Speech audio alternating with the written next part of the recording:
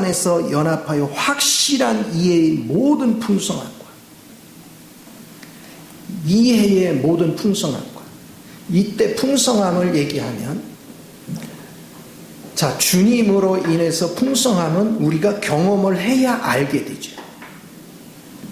그러면 우리 주님이 영 안에만 생각을 해도 영 안에 우리는 직감이 있고 교통이 있어요.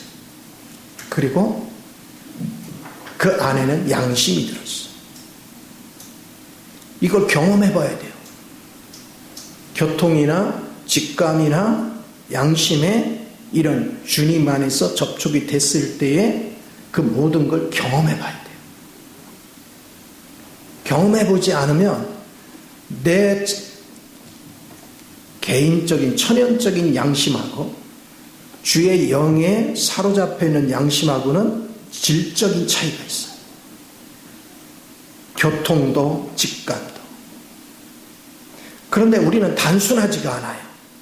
하나님이 우리에게 교통을 할 때 그분을 내가 느낄 때 그런 모든 상황이 사건에 따라 상황에 따라 어떤 의미에 따라서 완전히 새롭게 느껴져요. 같은 진리인데도 느낌이 다르요. 이 차이를 봐야 돼요. 자, 제가 목회를 하는데 목회를 적용을 하는데 하나님 말씀을 적용을 하는데 가정마다 적용법이 통일된 것도 있지만 대부분은 달라요. 왜냐? 그 가정의 남편과 아내의 지식 수준, 또 가정 형편 수준, 또 그 가문의 전통에 물들어 있는 수준. 그래서 조상 때로부터 가지고 있는 그래서 형성된 성격들, 특징들, 집집마다 다 달라요. 그래서 하나님의 말씀 하나를 깨닫고 그 말씀이 그 가정마다 적용이 돼서 그것이 주님의 생명이 되기까지는 접근 방식이 다 달라야 돼요. 다름이 다 달라져요. 그래서 우리가 주님을 체험하는데도 가정마다 체험의 방법이 약간씩 차이가 있는 거예요. 왜냐하면 겉으로 볼 때 사람이 그냥 남자고 여자고 뭐 그런 것 같지만 그 안에 그의 감정이 어떻게 형성되어 있고 그의 사고방식이 어떻게 형성되어 있고 그의 의지가 어떻게 형성되어 있고 그의 영이 어떻게 형성되어 있느냐는 그가 자라온 환경이나 배운 환경이나 처한 상황에 따라서 엄청나게 다양해요. 엄청나게 변화무쌍해요. 그래서 획일적으로 천편일률적으로 진리를 적용하기가 힘든 거예요. 그런 상황인데 무슨 목사가 목회를 하겠어요? 목사가 목회하는 거 아니에요. 내가 주님께 사로잡혀야 비로소 사역이 이루어져요. 내 안에 주님이 나를 사로잡아서 주님이 영혼을 나에게 알게 해야 그래야 비로소 내가 대처할 수가 있어요. 가정마다 적용하는 방식을 이 가정에서 먹혔다고 이 가정에 적용한다고 먹히느냐? 안 먹혀요. 아주 다양해요.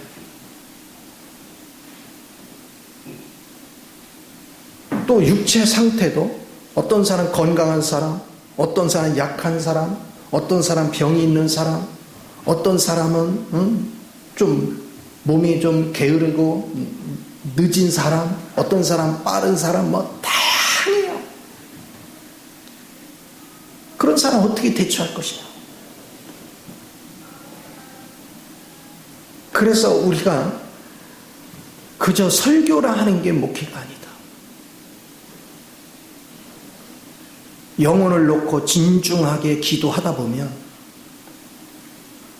그 가정이 어떤 자라온 배경에서 인격이 형성되고 어떤 자라온 배경에서 뒤틀어진 마음이 생겨났는지 그런 것들을 이렇게 보게 돼요. 그러니까 그런 것이 보이면 그를 함부로 판단할 수가 없어요. 그것에 사로잡히고 그것에 상처를 입은 사람이 얼마나 고통을 받을까. 본인은 몰라.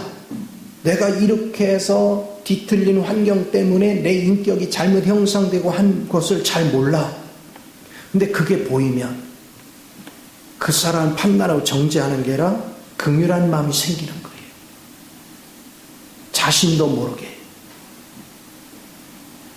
부모나 조상의 영향을 받거나 환경의 영향을 받거나 사탄의 영향을 받아서 뒤틀어진 인격이나 뒤틀어진 사고를 가졌고 뒤틀어진 감정을 가져서 수없이 그거에 넘어지고 그거에 따라서 살아가면서 주변 사람들한테 버림받고 손가락질 당하는 그런 인생을 살아온 사람. 그런 사람을 깨워서 그런 사람 바로 잡아줘야 되거든요. 그걸 깨닫게 해주기까지. 그래서 제가 목회를 하면서 항상 그런 걸 관찰한 거거든요. 기도하면서. 어느 날 목회를 하다 보니까 이게 진리를 적용하는 면이 천편일률적일 수가 없구나. 다 다양하구나.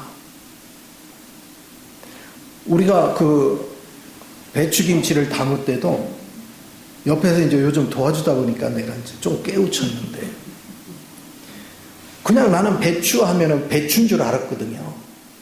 근데 어떤 거는 부드럽고 어떤 건 딱딱하고 어떤 건 얇고 어떤 건 두껍고 거기에 따라서 소금을 양이 달라져. 그리고 소금을 절이는 시간도 달라져. 모든 게 달라져. 아니 나물 하나 다듬는 것도 어떤 건 보들보들하고 어떤 건 좀 뻣뻣하고 고기도 마찬가지잖아요. 부드러운 게 있고 뻣뻣한 게 있고 다 달라. 그럼 요리법이 같아야 돼? 달라져야 돼? 달라져야 돼. 하다못해 요리 하나도 그런데 한 영혼들을 생명으로 이끌어가는 과정은 얼마나 엄청나게 다르겠어요. 그런 것까지 보일 정도가 되려면 주님의 그 풍성함이 얼마나 무궁무진하고 얼마나 엄청난지에 대해서 우리는 산체험을 통해서 경험함으로 이해를 하는 거예요. 이래서 하나님이 저 사람한테는 저런 식으로 행동하고 나한테는 이렇게 행동하고 저 사람은 또 이렇게 다르구나. 똑같이 다루지 않는구나. 사람마다 다루는 방식이 다 다르구나. 그런가 하면 어떤 사람은 감정이 취약한 사람이 있고 어떤 사람은 이성이 취약한 사람이 있고 어떤 사람은 의지가 취약한 사람이 있어. 그러면 문제가 있는 거 고쳐야 되잖아. 그럼 감정이 막 수시로 변하는 사람 있잖아요. 동으로 갔다 서로 갔다 정신이 없어. 아침에 기분 좋았다가 조금 있으면 성질 부리고 막 변화무쌍해. 또 어떤 사람 막 자기 생각의 틀에 갇혀가지고 거기 세상 속에서 나올 생각을 안 해. 아무리 깨우쳐 줄라 해도 자기 생각을 버리지를 않아. 그걸 딱 붙잡고 있어. 그리고는 자기 생각의 이해 폭에 들어오지 않으면 다 버려. 좋은 것도 그냥 다 버려. 세상에 갇혀 있는 거예요. 그런 사람을 끄집어내 와야 돼. 또 어떤 사람은 의지가 약해서 쫓아오다가도 그냥 주저앉고 어떤 사람은 또 지나치게 의지가 강해서 하나님보다 자꾸 먼저 가고 다 달라요. 사람마다. 그러니까 하나님이 한 사람 한 사람을 다뤄가는 모든 것들이 상상을 초월하는 거예요. 그래서 지금 바울은 우리한테 그걸 얘기하는 거예요. 너희가 이해의 모든 풍성함과 이해의 모든 풍성함, 이 풍성함을 여러분이 알면 알수록 주를 향한 사랑이 깊어져요. 아, 주님은 나를 무대뽀로 사랑하는 게 아니었구나. 나의 어떠함을 세밀하게 관찰하시고 그거를 바로잡아 가시는구나. 제거할 거 제거하고 바로 잡을 걸 바로 잡아가는 이런 것들을 주님은 계속 하고 계시는구나 하는 걸 우리가 보게 돼요. 그렇기 때문에 주님이 나 한 사람을 영적으로 키워내기까지는 얼마나 다양한 변화무쌍한 과정을 거칠 때마다 거기에 대처를 해주셨는가. 우리가 자식을 길러도 어떤 자식은 아주 순둥이야. 잘 울지도 않고 말썽도 안 부리고, 또 어떤 자식은 막 천방지축이야. 잠시 눈을 뗄 수가 없어. 무슨 사고를 칠지 알지 몰라. 그럼 부모들이 다루는 방법이 다 다른 거예요. 그렇게 하면서 키워가는 거예요. 근본적으로 자녀를 미워하는 사람이 어디 있어? 내 자식을 사랑해. 사랑하는데 대처법은 다 다른 거예요. 그래서 우리가 주님을 알아갈 때 우리는 주님의 그 다양한 풍성함, 그 속에서 하나님이 우리 한 사람 한 사람 어떻게 다루시는지에 대해서 자꾸 영적인 지각이 열려야 되는 거예요. 그런 게 자꾸 만져져야 돼요.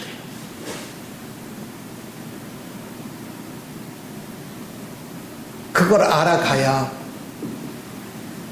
하나님이 사람을 성격에 따라, 배운 지식에 따라, 부모의 조상의 영향에 따라, 그가 자라온 환경에 따라서 형성된 그 인격, 그런 거에 따라서 하나님의 대처법이 다 다르구나.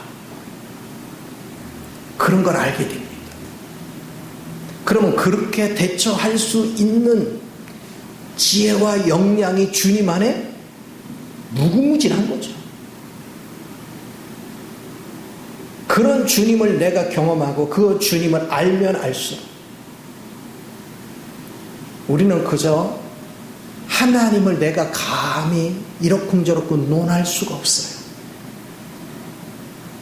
그분의 지혜에 무궁무진함, 그분의 지식에 무궁무진함, 그분의 능력에 무궁무진함 앞에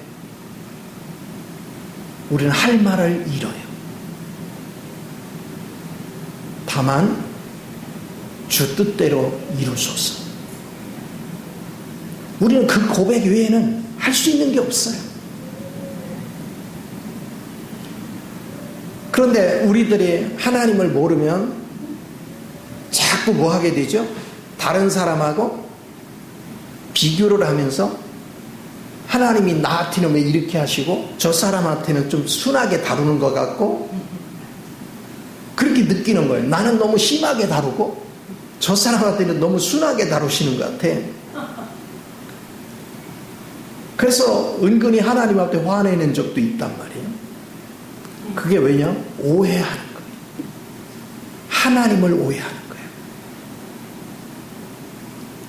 그래서 저는 역사서를 통해서 왜 하나님이 이 역사서를 기록해 놨을까를 깊이 이렇게 기도해 본 적이 있어요. 왜 그랬을까? 이스라엘 역사하고 나 뭔 상관이 있다. 그런데 이 역사서의 등장인물들의 자라온 환경이나 배경서부터 쫙 관찰을 해보면요, 하나님이 다루심이 특출하다는 걸 알게 돼요. 그리고 그 다루심에 따라서 인물이 달라져요. 그러니까 어려서 자라면서 형성된 인격에 따라서 또 똑같은 어려운 환경인데도 어떤 자녀는 세상 걸 추구하고 어떤 자녀는 자기밖에 모르고 그런데 어떤 자녀는 극한 어려움 속에도 주님만 쳐다봐. 다양한 자녀들 중에서도 하나님은 주님만을 주목하는 자를 뽑아내는 거예요. 대표적으로 이새의 8 아들 중에서 다윗이 선택되듯이 사람 편에서 이새는 저 자식은 시원찮아. 8째가 제일 시원찮아. 그래서 사무엘이 부를 때도 불러오지도 않아. 저게 인간답지도 않으니까. 그러니까 가장 그냥 머리 안 써도 될 만하다고 생각하는 양떼나 기르게 한 거죠. 굳은 일은 다 맡긴 거예요. 근데 하나님이 보실 때는 저 다윗은 불평이 없어요. 아버지가 무엇을 시키든 간에 순종해요. 그리고 양떼를 맡겼더니 저 양떼를 목숨 걸고 지켜. 곰이 와서 사자가 와서 물으려고 하면 결사적으로 싸워서 이겨. 목숨 걸고 내게 맡겨진 양무리를 지킬 줄을 알아. 다 자기 욕심만을 부리는 형제였는데 유일하게 자기 목숨을 바쳐서라도 아버지가 시킨 양무리를 지킬 줄 아는 자. 그런 사람이 백성을 위할 수 있는 거죠. 그러니까 하나님은 단순하게 양무리를 본 것이 아니라 맡겨준 생명을 양떼라도 생각을 해보세요. 다윗의 목숨이 더 중요한 거예요? 양의 생명이 중요한 거예요? 사람 생명이 훨씬 낫잖아요. 근데 저 양무리를 지키기 위해서 자기 목숨을 거는 거예요. 그럼 사람을 통치시키는 일을 맡기면 얼마나 목숨을 걸겠어? 하나님은 그렇게 고르는 거예요. 제가 사역을 해보면 주님을 자기 유익을 위해서 이용하는 사람들이 많아요. 대부분이에요. 그런데 자신의 희생을 따르더라도 자신의 어떤 시련과 고초가 있어도 나를 통해서 주님을 드러낼 수 있다면, 나를 통해서 주님이 표현될 수 있다면 내가 기꺼이 나의 모든 걸 포기하겠다. 그 중심을 가진 사람은 극히 드물어요. 그런데 제가 쭉 관찰을 해보니까 주님을 위해서 이렇게 모든 걸 아낌없이 드릴 마음이 있는 사람은 하나님이 어떤 경우든 책임을 지는 걸 보게 돼요. 그런데 이런 사람은 시련이 깊어요. 왜? 불순물 다 뽑아내고 주님만 가득 채워야 되니까. 시련은 깊은데 그런 사람은 자기 유익을 구하는 게 아니라 다른 사람의 유익을, 또 하나님의 영광을 드높이는데 자신을 희생할 줄 알아요. 하나님은 그런 사람을 주목해 보는 거예요. 그런 사람. 그러면 이렇게 하면서 풍성한 하나님의 세계를 이해하고 그거를 누려본 사람, 그걸 체험해 본 사람, 이 사람은 주님의 사랑이 식을까요? 갈수록 더 불타오를까요? 불타오르는 거예요. 주님을 경험할수록 그 주님을 사랑하지 않을 수가 없어요. 왜 사람들이 믿음이 자꾸 흔들립니까? 체험이 없어서 그래요. 이 풍성하신 주님에 대한 이해나 체험이 없으니까 자주 흔들리는 거예요. 그러나 주님 앞에서 이 깊은 체험이 있는 사람은 흔들림이 없어요. 시험 드는 사람은 자기 유익을 구하다 자기 입맛대로 누군가가 안 들어주기 때문에 시험 드는 거예요. 그 사람은 주님을 사랑하는 사람이 아니에요. 자기를 사랑하지. 그러나 주를 사랑하는 사람은 시험 들 일이 없어요. 어떤 시련이 와도 더 주님을 의지해요. 왜? 주님은 어떤 영혼도 포기한 적이 없어요. 그렇다면 주님이 내 생명이면 나도 마땅히 주님을 의지하여 포기하지 않는 거예요. 내가 주님 앞에 더욱더 당당히 서는 거죠. 이런 은혜를 누릴 수 있는 삶, 그걸 하나님 기뻐하시는 거예요. 그래서 우리가 영적으로 성장하면 성장할수록 우리 안에 그분의 사랑이 녹아져 들어올 수밖에 없어요. 그분을 알면 알수록 그분의 사랑, 이 사랑 안에 평화가 있고 사랑 안에 기쁨이 있고 사랑 안에 자비와 충성과 온유와 절제와 양선과 오래 참음의 내용물이 가득 차 있어요. 그 안에 진실이 있고 그 안에 모든 착함이 있고 거기에 거룩함이 있어요. 이렇게 주님을 경험하지 않고는 그분의 온전한 사랑을 제대로 몰라요. 그리고 이렇게 해서 경험을 통해서 그분의 사랑 안에서 이 풍성한 것들을 알면 알수록, 체험하면 체험할수록 우리 믿음은 더욱더 반석 같은 믿음으로 바뀌어요. 결코 흔들리는 법이 없어요. 주님 한 분으로 만족하는 사람은 세상에 부러운 게 없어요. 남하고 비교하지 않아요.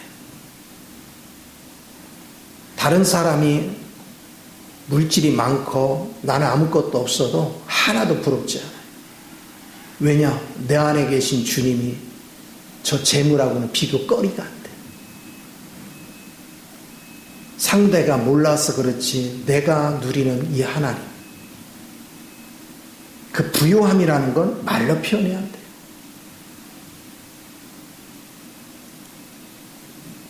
이번 여행에서도 이렇게 보니까 돈 있는 형제들이 다 경비 다 대줬거든요. 저는 그냥 갔다 왔어요. 다 우리가 최소한도 2, 3거래 한 번씩은 모여서 식사하고 같이 어울리고 그러는데 그냥 돈 있는 형제들이 다 쓰는 거예요. 그거 가지고 뭐 계산하고 뭐하고 안 해요. 기쁘게 써요. 그냥 모이는 데만 나와줘라. 감사한 일이죠. 엄청나게 감사한 일이에요. 근데 또 인간적으로 생각해 보면 나도 쓰고 싶어. 그렇잖아요. 만약에 주님이 내 안에 충만하지 않으면 자존심 상했을지도 몰라. 그것도 하루 이틀이지. 세상에 만날 때마다 맨날. 그 쉬운 게 아니죠. 그러나 주님으로 충만해 있으면 아무렇지도 않아요. 왜? 하나님이 그렇게 하게 한 거예요. 그게요, 형제들이 아무리 돈이 많아도 그게 쉬운 게 아니에요. 만날 때마다 큰 돈을 그렇게 쓰는 거 쉬운 게 아니에요. 하나님이 움직이니까 가능한 거예요. 그냥 항상 하나님의 시각으로 보면 여유로운 거예요. 즐기는 거예요. 우리가 주님을 이렇게 체험하는 훈련이 얼마나 중요한가. 그래서 이 2장 2절 말씀이 대단히 중요합니다. 자, 그들로 마음의 위안을 받고 사랑 안에서 연합하여 확실한 이해의 모든 풍성함과 하나님의 비밀인 그리스도를 깨닫게 하려 함이라. 여러분이 다양한 체험을 통할수록 그분의 사랑을 알게 되면 나도 더 그분을 사랑하고 다른 사람을 하나님의 시각 안에서 사랑으로 돌볼 수 있어요. 그래서 하나님을 경험할수록 내가 환경 속에 어떤 어려움이 와도 내 마음이 위로가 되는 거예요. 나는 밖에는 없는 것만 있는데 내 안에는 아무리 돈이 많아도 아무리 능력이 있어도 아무리 지식이 있어도 할 수 없는 그 일을 할 수 있는 능력이 내 안에 이미 있는 거예요. 그 얼마나 부유해요. 마음이 여유롭고 부유한 그런 하나님을 경험합니다. 그러면 다양한 일을 경험하는 가운데 우리 주님 안에 3절에 그 안에는 지혜와 지식의 모든 보화가 감춰져 있느니라. 다양한 일들을 만나지만 우리 주님은 그거에 대한 지식이 있고 그거를 대처할 수 있는 지혜가 있어. 그러면 지금 골로새서가 말하고자 하는 건 뭐냐? 너희에게 그리스도가 있으면 그리고 그리스도의 그 풍성한 것들을 네가 누리서 주님의 비밀이신 그분에 대해서 네가 체험하고 경험하면 할수록 그분의 지혜와 그분의 지식이, 그분의 능력이, 그분의 권위가 나를 통해 나타난다. 그럼 굳이 네가 철학을 공부할 이유가 없지 않느냐? 네가 세상 종교에 의지해 살 필요가 있지 않느냐? 단순하게 네 안에서 역사하시는 그리스도의 영의 인도만 받으면 저절로 알게 되는 거 아니더냐? 그러면 이제 목회를 해보니까 요람에서 무덤까지 목회에 관계되지 않은 게 하나도 없어요. 애가 임신해서부터 태어나서 자라가는 과정에 뭐 결혼이네 사회생활이네 그러면서 나이가 또 늙어가면서 닥쳐오는 여러 가지 상황 죽음에 이르기까지에 목회자가 어떻게 그걸 다 알아요. 그것도 다 가정마다 형편마다 다 다양한 걸 어떻게 다 알아. 어떻게 다 하나님의 방식으로 구체적으로 그거를 대처할 수 있겠어요. 그런데 주님에게는 그 모든 것을 대처하는 지혜가 있는 거예요. 지식이 출중하고. 그러니까 내가 주님을 의지하면 주님의 지혜와 주님의 지식을 활용하면 어떤 상황도 대처할 수 있겠죠. 그래서 주님이 필요한 거예요. 오늘날 많은 사람들은 주님과 연합돼서 주님의 지혜에 속한, 주님의 지식에 속한, 주님의 능력에 속한, 권위에 속한, 그분의 성품에 속한 모든 것을 내 것으로 활용하는 연합된 삶을 추구하는 것이 아니라 자기가 학문적으로 자꾸 머리를 써서 공부하려고 그래. 그러니까 제대로 아는 게 없어. 성경을 달달달달 외우고 성경에 대해서 막 이론을 논하지만 정작 그렇게 살아본 적이 없기 때문에 막상 이론은 아는데 막상 어려운 상황이 닥치면 있는 성질 없는 성질 다 부려. 얼굴이 우르락우르락하고 심각한 거예요. 그래서 제가 이제 진리에 자꾸 눈을 뜨면서 깨달은 것이 나로 인해서 내 가장 가까이 있는 사람이 행복하지 않으면 나는 실제 된 것이 아니다.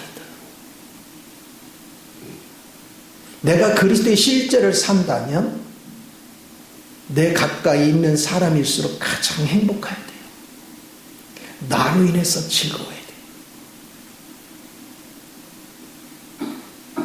그런데 가장 가까이 있는 사람일수록 자꾸 투닥거릴 확률이 높잖아요. 그건 아직 그리스도가 부족해서 그래요. 아직 어려서 그래요. 그러니까 감정을 주님이 지배해야 되는데 주님이 지배하지 않으니까 성질을 잘 부려요. 주님이 우리의 생각을 주장해야 되는데 자기 생각대로 하니까 주님하고는 안 맞는 생각을 하는 거예요. 의지도 마찬가지. 결국은 주님의 생각이나 주님의 감정이나 주님의 의지에 따라서 활동하지 않는 건 주의 뜻을 거죠. 그러니까 뭐예요? 욕심을 따라 사는 거예요.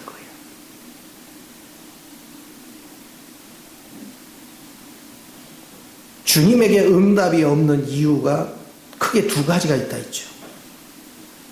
네가 구하여도 얻지 못하면 뭐가 있어서?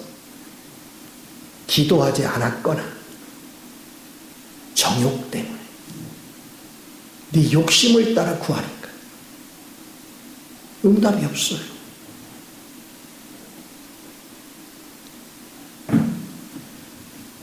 그래서 우리는 주님의 마음의 일치를 하려면 내 걸 버려야 돼요. 근데 내 거 버리는 것도 내가 버린다고 해서 버려지느냐? 그렇지 않아요. 이거 틀렸다 내가 판단한 거는요, 어떤 건 이건 옳고 이건 틀리고, 근데 옳다 생각한 것도 다 틀린 거예요. 왜냐? 주님에게서 나온 것만 옳은 거예요. 내게서 나온 건 하나도 하나님이 흠양하지 않아요. 그러면 내가 그것을 알기까지는 많은 실패의 경험이 쌓여야 돼요. 내가 하나님을 섬긴다고 열심히 했는데 하나님이 안 들어줘. 더 어려움을 겪어. 이 과정에서 극한 상황까지 가서 그때는 이제 하나님 앞에 막 뭐 하는 힘도 빠져 이제 다 아무것도 살 길도 없고, 그러면 할 수 있는 게 주여 이거밖에 할 게 없어. 그때 비로소 하나님이 지각이 열려요. 왜요? 내 내용물이 멈췄거든요. 내가 멈춘 곳에 주님이 역사하시거든. 그때서야 이게 내 의로 했던 거구나. 내가 주님을 위한다고는 했는데 내 천연적인 생명을 동원해서 했구나. 하나님은 그걸 원치 않는구나. 하나님은 십자가에 이미 처리된 내용물이 주를 위해서 일한다고 설치는 꼴을 못 봐요. 용납하지 않아요. 그건 죽은 거야. 영원히 죽은 거야. 죽음에 못 박은 것은 저주 이미 선포된 거야. 그건 저주받은 거예요. 근데 오늘날 우리는 하나님을 섬긴다는 것이 이미 저주가 선포되고 십자가에 못 박은 내용물을 가지고 주를 위한다고 하니 하나님이 흠양할 수가 없어요. 하나님을 너무 몰라요. 그러니까 열심히 뭔가를 하는데 결실이 없어요.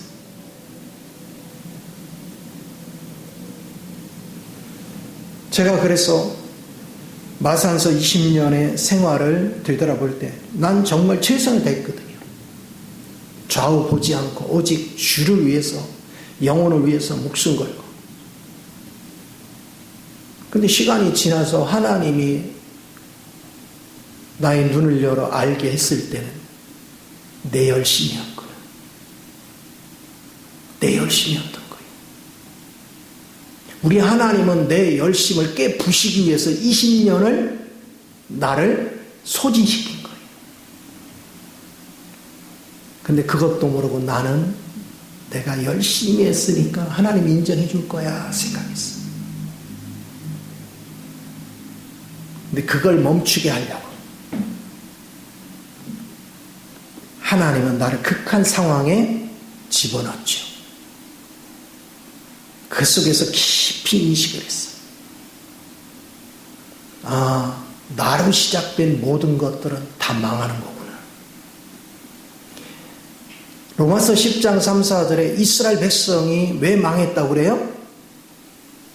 자기 의를 내세우려고 하나님 앞에 열심을 했어요. 자기 의는 뭡니까? 자기 열심을 했다 이거야. 내 열심을 부릴 게 아니야. 내 열심을 부릴 나는 이미 십자가에 뭐한 거? 죽은 거예요. 그건 사용하면 안 돼요. 주님이 내 생명이 됐으면 주님이 내 안에서 일할 수 있도록 맡겨놓고 주의 영의 인도를 받아서 나는 헌신 봉사하는 거예요. 그렇게 될 때 하나님을 깊이 인식해 가는 거예요. 알아가요. 이런 경험이 쌓여야 비로소 그리스도가 알아져요. 그리스도 안에는 하나님의 비밀이 갇혀 있어. 그리스도를 알면 하나님이 알아져요. 그리고 교회가 뭔지가 알아져요. 인간의 지식이나 인간의 지혜가 아니라 그분의 사랑이 내 안에 접촉이 되면서 그분이 다양한 방안으로 나를 경험시켜서 교통이 뭔지, 직감이 뭔지, 양심이 뭔지, 혼의 생각이 뭔지, 혼의 감정이 뭔지, 혼의 의지가 뭔지, 육체가 무엇인지에 대해서 주 안에서 체험이 돼야 돼요. 그래야 그게 구체적으로 알아지고 체험이 돼야 우리는 주님 안에서 진정한 사랑의 맛을 알아요. 그리고 주님의 그 풍성한 맛이 뭔지를 알게 돼요. 이런 하나님을 즐길 줄 아는 것. 자, 지나온 과정들을 이렇게 보고 있으면 완전히 부도 나서 알그지가 돼서 마산에 갔잖아요. 돈이 땡전 한 푼 없이. 짐을 싣고 내려갈 서울로 왔던 차를 불러는 왔는데 30만 원 내놓으라는데 돈이 어디 있어. 밤 12시가 돼도 돈을 못 줘. 짐을 실어놓고.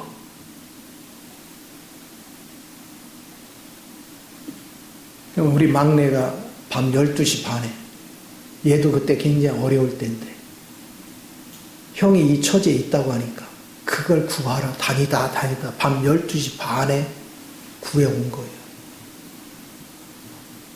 그래 내려갔어.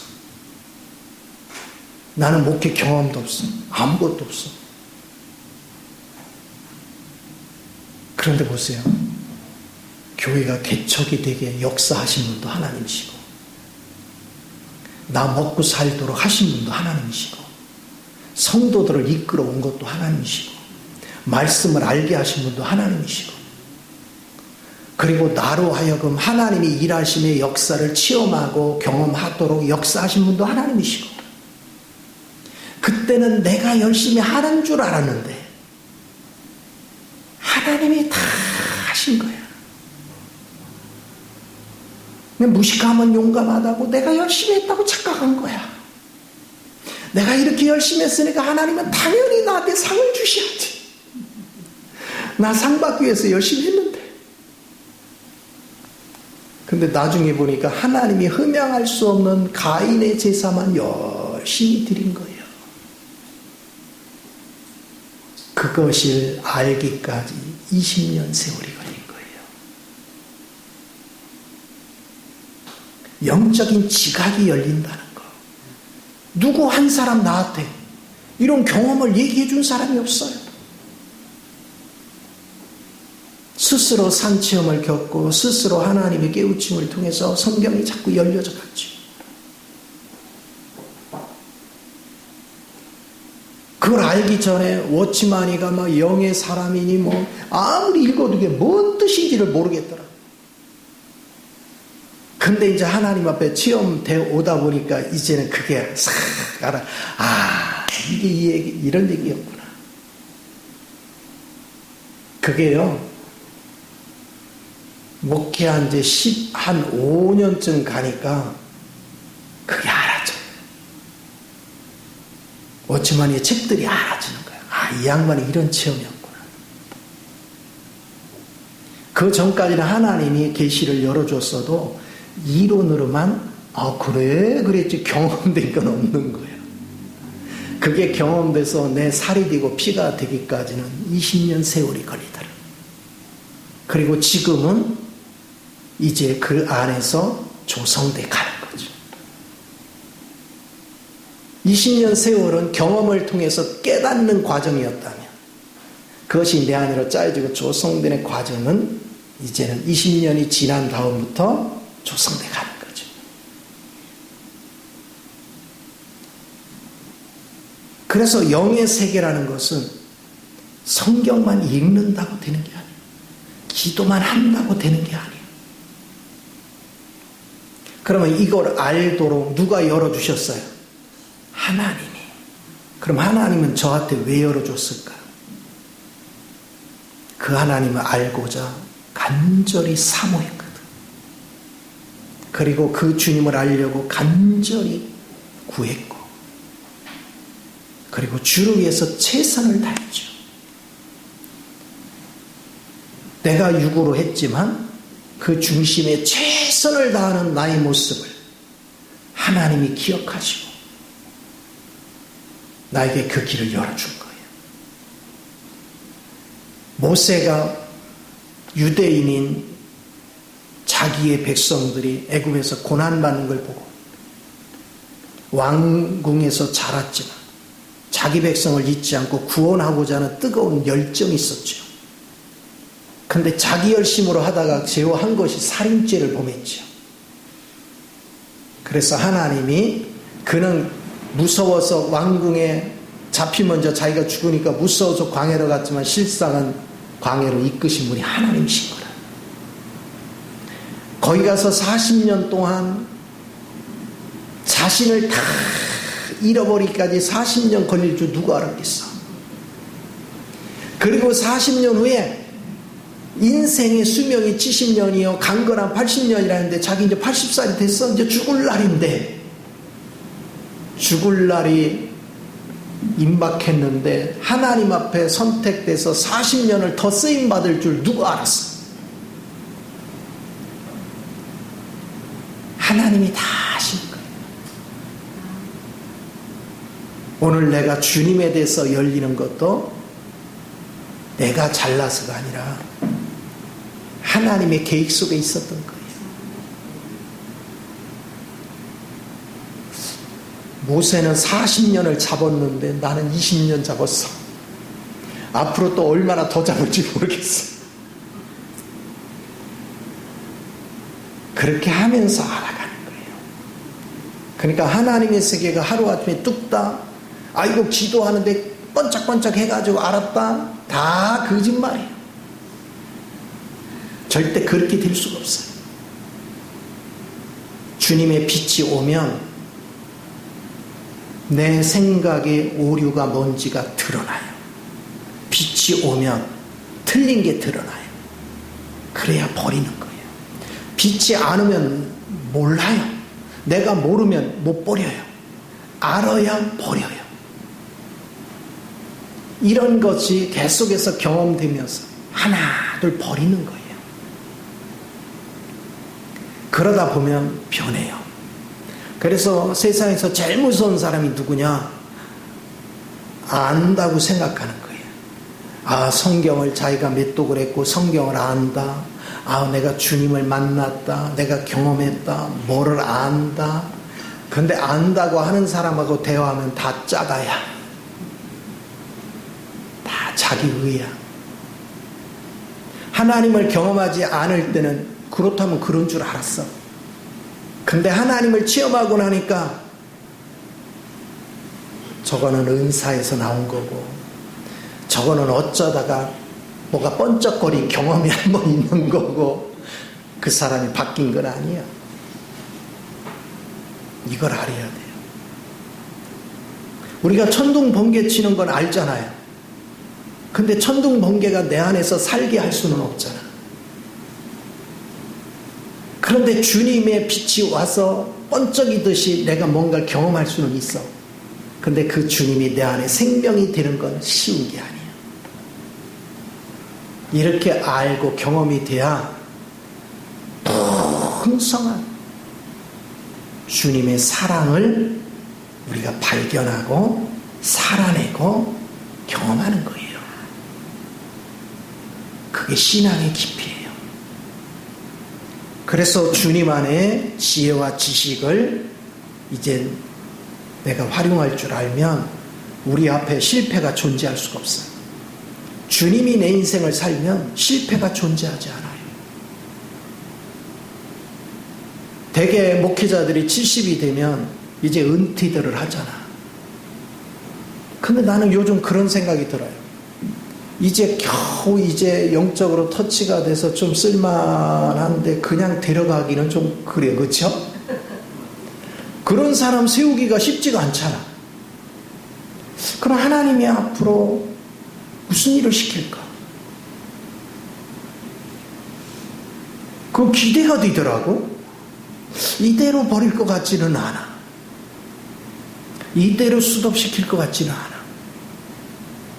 뭔가를 하나님이 훈련시켰으면 써보게 해야 될 거 아니야. 그런 생각이 자꾸 드는 거예요.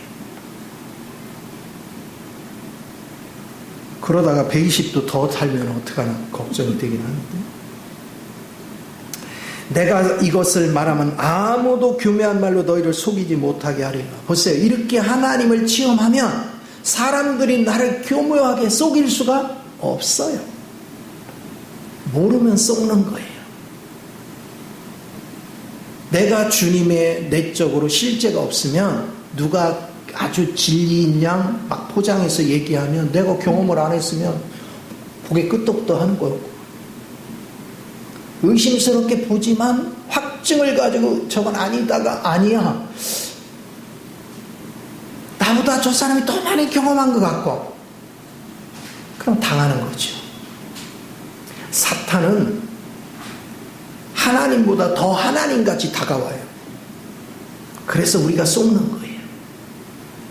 그러나 내가 주님으로 살고 있으면 사탄의 정체는 금방 드러나요. 그래서 이 교묘한 잔꾀를 부리는 사탄을 분별해내려면 주님의 실제를 가져야 돼요. 이는 내가 육신으로 떠나 있으나 심령으로 너희와 함께 있어 너희가 질서있게 행함과 그리스도를 믿는 너희 믿음이 굳건한 것을 기쁘게 봅니다. 자, 골로새 교인들을 한 번도 본 적이 없어요. 근데 바울은 영 안에서 그들의 마음은 이미 다 읽었어. 그들 속에는 믿음과 그들 속에는 사랑을 다 읽었어. 근데 너희 중심이 여러 가지로 미약하지만 너희 중심이 주를 향하고 있구나. 근데 이 글을 왜 썼어요? 그런데 너희가 그리스도 한 분으로 만족하면 되는데 철학의 마음을 뺏기기도 하고 심리학의 마음을 뺏기기도 하고 율법의 마음을 뺏기기도 하고 그것을 지적하는 거예요. 그래서 막 천사 숭배가 있고 어떤 날은 귀하게 여기고 또 금식을 한다, 이런 거에 자꾸 붙잡혀 있어. 그 영적으로 강한 거예요, 어린 거예요? 어린 거야. 그래서 그리스도를 어떻게 경험해야 되는 걸 알려주는 거예요. 절대로 속지 마라. 영의 실제 안에 살 줄 아는 그 은혜가 얼마나 중요한지. 이제 주님을 조금 알고 누리면 누릴수록 세상에 무서운 게 하나도 없어요. 그리고 내가 살아가는데 필요한 모든 걸로 염려할 필요가 없어요. 주님이 다 책임져요. 지나온 세월을 이렇게 돌아다 보면 계산상으로는 살아온 게 기적이에요. 그런데 살아오고 있잖아요. 그것은 주님이 나를 돌보고 있다는 거죠. 우리 성도들 똑같아요. 주님이 다 돌보고 있는 거예요. 지나고 나면 그때 어떻게 살았나 모르겠는 거야. 그런데 주님이 다 돌보는 거예요. 그 극한 상황일 때 생각하면 벌써 지금 속병이 나서 화병이 나서 못 살아. 근데 신기하게 그 고비를 어떻게 하든 넘게 만들더니 얼굴이 해같이 빛나지고 있네? 그게 은혜죠. 우리가 산 경험을 하는 거. 이게 가장 아름다운 신앙이고, 이게 살아있는 신앙입니다. 그래서 이론에 붙잡히지 말고, 산 주님을 내 안에 조성시키기까지 주님 앞에 집중하는 우리 모두가 되기를 예수 이름으로 축원을 드립니다. 기도합니다. 존귀하신 주님, 크신 은혜와 사랑을 감사합니다. 사랑하는 자녀들을 축복하시고 기름 부셔서 진리의 눈을 뜨고 그 진리의 실제를 따라 아버지를 영화롭게 하는 일에 쓰임받아가기 부족함이 없도록 인도하게 하여 주옵소서. 찬양을 주께 드리며 주 예수님의 이름으로 기도하옵나이다. 아멘. 우리 302